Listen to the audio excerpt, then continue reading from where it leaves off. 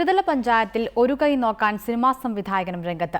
ചങ്ങനാശ്ശേരി മാടശ്ശേരി പഞ്ചായത്തിലാണ് സംവിധായകൻ ബെന്നി ആശംസ സ്വതന്ത്രനായി മത്സരിക്കുന്നത്. ക്യാമറയാണ് ഇദ്ദേഹത്തിന്റെ ചിഹ്നം. ചെമ്മീനിന്റെ രണ്ടാം ഭാഗമെന്ന അവകാശവാദവുമായി ഇറങ്ങിയ ഉത്തരജമീൻ, വിജയരാഘവൻ നായകനായ ബ്രഹ്മാസ്ത്രം, മധു നായകനായി ഈ ആഴ്ച റിലീസാകാനിരിക്കുന്ന ദൈവത്തിന്റെ കയ്യൊപ്പ് തുടങ്ങിയ സിനിമകളുടെ സംവിധായകനാണ് ബെന്നി ആശംസ. കഴിഞ്ഞ 32 വർഷമായി ചങ്ങനാശ്ശേരിക്കടുത്ത് മാമൂട്ടിൽ ആശംസ എന്ന പേരിൽ സ്റ്റുഡിയോ നടത്തി വരികയാണ്. നേരത്തെ സിനിമയിൽ സ്റ്റിൽ ഫോട്ടോഗ്രാഫർ ആയിരുന്നു. മുൻകാലങ്ങളിൽ ജയിച്ചുപോയവർ വാർഡിനു വേണ്ടി ഒന്നും ചെയ്യുന്നില്ല എന്ന് ബോധ്യപ്പെട്ടതിന്റെ അടിസ്ഥാനത്തിലാണ് ഇത്തവണ മത്സരിക്കാൻ ഇറങ്ങിയതെന്ന് ബെന്നി ആശംസ പറയുന്നു.